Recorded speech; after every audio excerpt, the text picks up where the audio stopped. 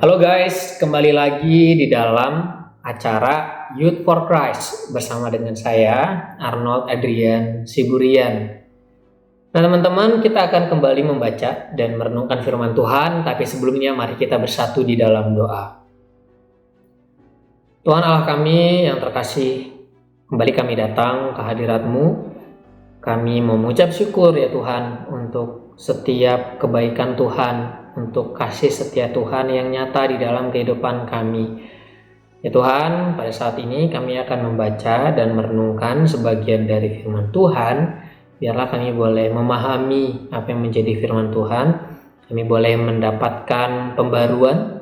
Kami boleh diingatkan kembali dan diteguhkan untuk bisa terus berusaha menjadi murid-murid Tuhan yang sesuai dengan apa yang Tuhan kehendaki. Terima kasih ya Tuhan, inilah doa kami. Kami naikkan doa ini hanya di dalam nama Tuhan Yesus Kristus. Amin. Nah guys, renungan kita kali ini berjudul Domino Effect, yang didasarkan pada Yosua pasal 7 ayat 1 dan dilanjutkan ke ayat yang 10 sampai 26. Penekanannya ada di ayat yang ke-1 yang berbunyi, Akan bin Karmi bin Zabdi bin Zerah mengambil sesuatu dari barang-barang yang dikhususkan itu. Guys, domino effect atau efek domino adalah sebuah fenomena di mana satu kejadian atau peristiwa dapat menyebabkan serangkaian kejadian atau peristiwa yang lain. Efek domino ini menunjukkan bagaimana satu tindakan atau satu kejadian yang dianggap kecil bisa berdampak dan berkembang menjadi peristiwa-peristiwa yang jauh lebih besar, lebih luas, dan beruntun. Mirip dengan bagaimana satu domino yang jatuh dapat membuat domino yang lain jatuh pula.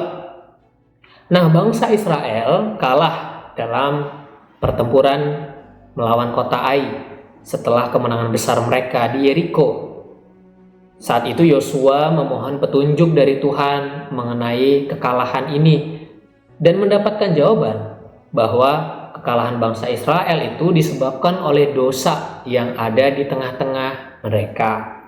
Hanya dengan membersihkan dosa tersebut, mereka dapat memperoleh kemenangan kembali. Dan dosa ini dimulai ketika Akan, seorang dari suku Yehuda, mengambil beberapa barang yang terlarang setelah pertempuran melawan Yeriko, yang sebenarnya dikhususkan untuk menjadi milik Tuhan. Dosa Akan membawa kekalahan bagi seluruh bangsa Israel. Akan pun dihukum mati untuk menghapuskan dosanya, membawa pemulihan bagi bangsa Israel dan memungkinkan mereka untuk melanjutkan perjuangan. Guys, kisah Akan ini mengajarkan kepada kita bahwa dosa pribadi dapat berdampak besar pada komunitas secara keseluruhan, seperti efek domino. Setiap pelanggaran terhadap perintah Tuhan, sekecil apapun, bukan hanya berdampak pada diri sendiri, tetapi juga pada orang lain. Kita diingatkan untuk tidak meremehkan pelanggaran sekecil apapun dan mempertimbangkan setiap tindakan agar kita tidak menimbulkan dampak buruk bagi diri sendiri ataupun juga orang lain. Nah, inilah yang menjadi renungan firman Tuhan. Marilah kita bersatu di dalam doa. Ya Bapak, kami mengucap syukur kami boleh diingatkan kembali supaya kami semakin memperhatikan tingkah laku kami, supaya kami boleh kembali menghayati tugas kami sebagai umat-Mu yang sudah diselamatkan untuk terus berusaha sebaik mungkin melakukan apa yang menjadi kehendak Tuhan, supaya kami juga dapat memberikan teladan, bukan malah membawa celaka buat orang-orang yang ada di sekitar kami. Tuntun kami selalu ya Tuhan, mampukan kami selalu agar kami boleh menjadi murid Tuhan yang sesuai dengan yang Engkau kehendaki. Terima kasih ya Tuhan, inilah yang menjadi doa kami. Kami naikkan doa ini hanya di dalam nama Tuhan Yesus Kristus. Amin.